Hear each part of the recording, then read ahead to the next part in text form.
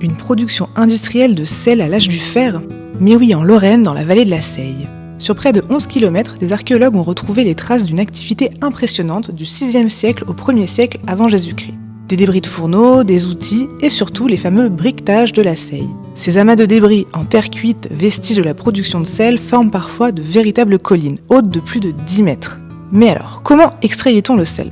L'eau salée, remontant d'un banc souterrain, était puisée, décantée puis enrichie. La saumure était alors chauffée dans de grandes bassines en terre cuite.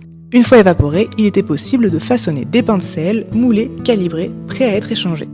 Le travail, lui, était genré. Les femmes étaient en charge de la saumure, les archéologues ont retrouvé leurs gros bracelets en roche dure, les hommes construisaient et entretenaient les fourneaux. On retrouve notamment leurs pics en os ou en bois de serre. En plus, une main-d'œuvre contrainte s'occupait des tâches les plus pénibles, alimenter les feux, évacuer les déchets. Cette activité saisonnière menée l'été mobilisait des milliers de personnes et produisait plusieurs milliers de tonnes de sel chaque année. De quoi alimenter un vaste réseau de distribution, car le sel était essentiel pour conserver les aliments et nourrir le bétail. Un véritable or blanc aux mains d'une classe privilégiée.